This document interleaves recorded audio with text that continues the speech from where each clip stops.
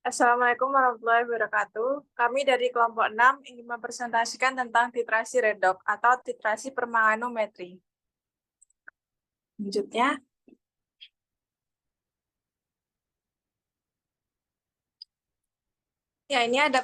di sini ada pokok pembahasan, yaitu yang pertama ada pendahuluan, yang kedua ada tujuan, yang ketiga ada alat dan bahan, yang keempat ada metode prosedur percobaan, yang kelima ada hasil percobaan dan perhitungan, yang keenam pembahasan, dan yang terakhir adalah kesimpulan.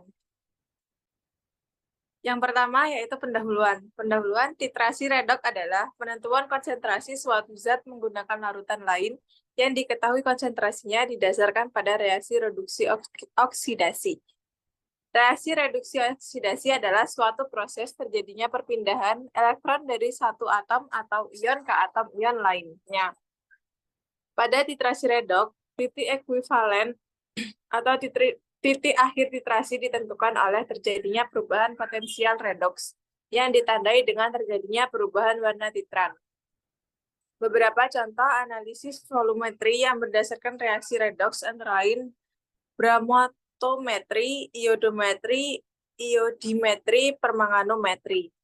Titrasi permanganometri digunakan untuk menetapkan kadar reduktor dalam suasana asam dengan menggunakan kalium permanganat sebagai titran. Dalam suasana netral atau sedikit basah, maka akan terbentuk endapan coklat MnO2 yang akan mengganggu. Oleh karena itu, titrasi dilakukan dalam suasana asam karena akan lebih mudah mengamati titik akhir titrasinya. Kurniawati dan Alfanah 2018. Yang kedua, ada tujuan. Untuk yang pertama, untuk melakukan standarisasi larutan titran. Yang kedua, untuk menentukan kadar analit dalam sampel. Selanjutnya ada alat dan bahan. Alat-alat yang digunakan yaitu seperti beker gelas, Erlenmeyer, batang pengadu, timbangan analitik, pipet tetes, pipet volume, statif dan klem, buret, corong kaca, kaca arloji, kawat kasa, bunsen, kaki 3, dan termometer. Bahannya yaitu KMNO4, asam oksalat, sampelnya adalah tablet penambah darah, Aquades H2SO4.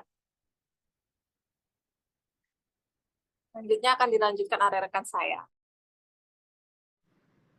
Selanjutnya adalah metode prosedur percobaan.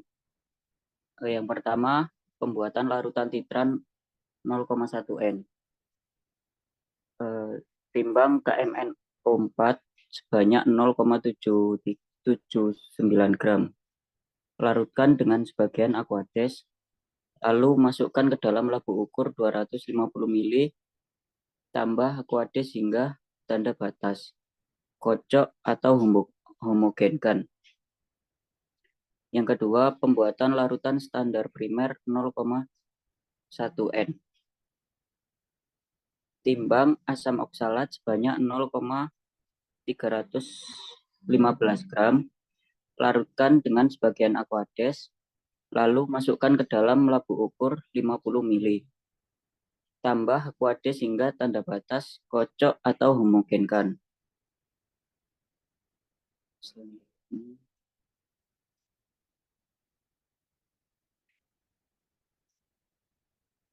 Selanjutnya, pengenceran asam sulfat.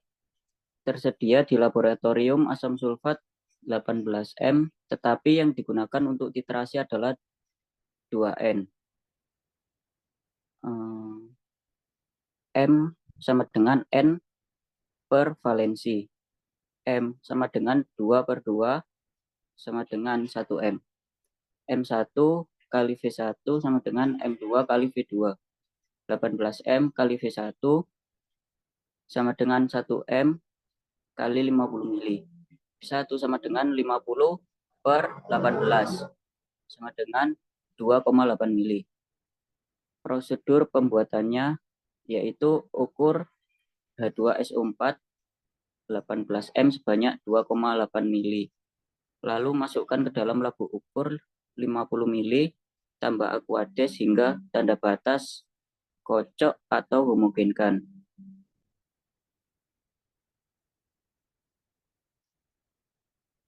Yang selanjutnya standarisasi larutan. Titran KM titran KMNO4, standar primer asam oksalat, katalisnya itu H2SO4 2N. Prosedur kerja.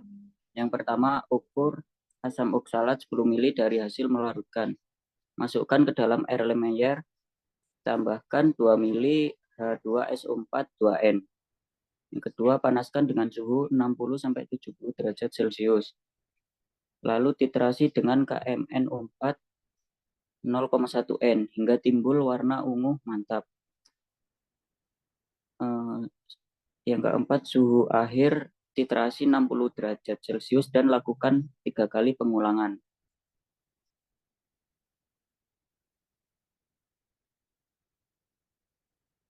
Penentuan kadar analit dalam sampel obat. Titrannya KMNO4, sampelnya tablet tambah darah, katalisnya H2SO4 2N. Prosedur kerja. Melarutkan sampel tablet.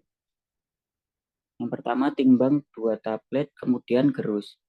Yang kedua, larutkan ke dalam beker gelas dengan sebagian aqueous.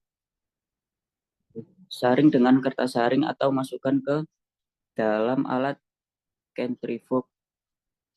Masukkan ke dalam labu ukur 50 ml. Tambah aqueous hingga tanda batas. Lalu penentuan kadar analit. Yang pertama, ukur 10 ml, larutan di atas. Masukkan ke dalam air Meyer, tambahkan 2 ml asam sulfat 2N. Yang kedua, panaskan dengan suhu 60-70 derajat Celcius. Lalu titrasi dengan KMNO4 0,1 N hingga timbul warna ungu mantap.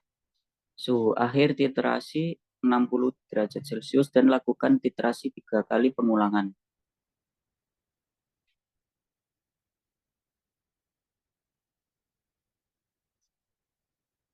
Oke, sudah.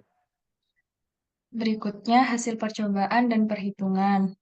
Yang pertama, hasil standarisasi titran, yaitu dengan volume standar primer rata-rata 10 mili dan volume titran yang pertama 0,8 mili, yang kedua 1,1 mili, yang ketiga 0,9 mili dengan rata-rata 0,93 mili.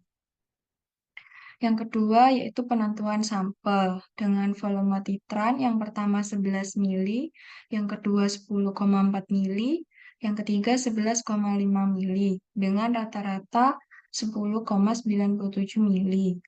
Dengan volume sampel yang digunakan yaitu 10 mili.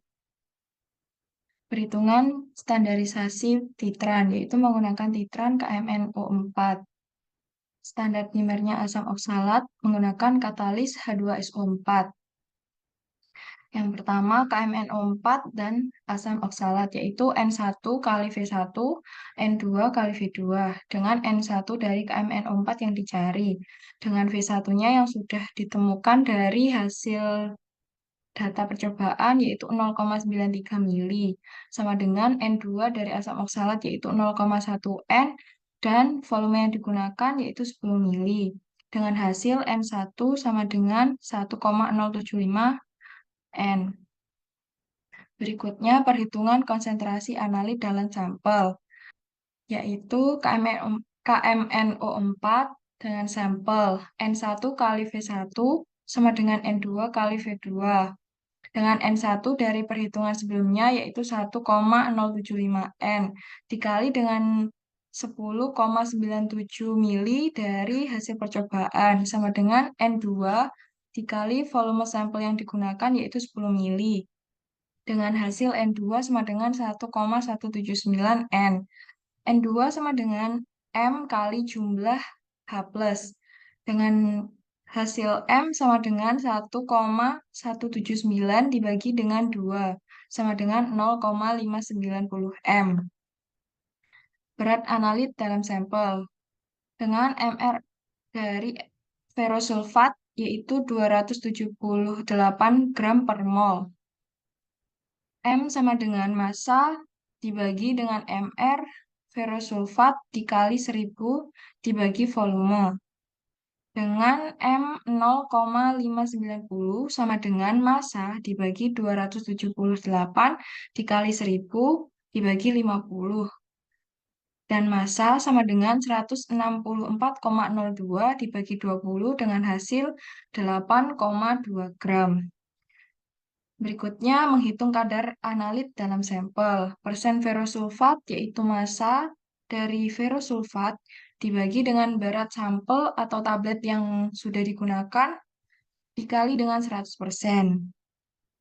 Didapatkan 8,2 gram dibagi 0,803 dikali 100% dengan hasil 1021,1%.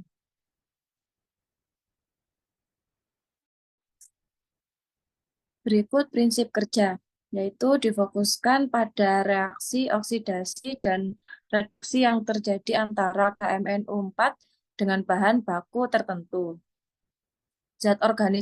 Zat organik dapat dioksidasi menggunakan KMNO4 dalam suasana asam dengan pemanasan. Sisa KMNO4 direduksi dengan asam oksalat berlebih. Kelebihan asam oksalat dititrasi dengan KMNO4. Metode permangometri didasarkan pada reaksi oksidasi ion permanganat. Berikut ada reaksi kimia pada proses standarisasi dan reaksi pada penentuan sampel. Kesimpulan pada praktikum kali ini yaitu menambah asam sulfat adalah untuk memberikan suasana asam. Hal ini dilakukan karena pengamatan titik akhir titrasi lebih mudah dilakukan bila dalam keadaan asam dan asam sulfat terjadi tidak menghasilkan produk dan akhir titrasi lebih mudah dilakukan bila dalam keadaan asam sulfat tersebut tidak menghasilkan produk, tidak mengganggu titrasi. Pada suasana asam zat ini akan mengalami reduksi menjadi Mn2+ yang tidak berwarna. Sedangkan apabila reaksi dilakukan dalam suasana netral atau sedikit basah, akan terbentuk padatan MnO2 yang berwarna coklat yang dapat mengganggu dalam menentukan titik akhir titrasi. Sebelum larutan dititrasi, lakukan pemanasan pada suhu 70–80 derajat Celcius yang tujuan untuk mempercepat jalannya reaksi antara kalium permanganat dengan asam oksalat. Karena bila dilakukan dengan suhu ruang, reaksi antara kedua cenderung lambat dan sehingga akan sulit menentukan titik akhir titrasi.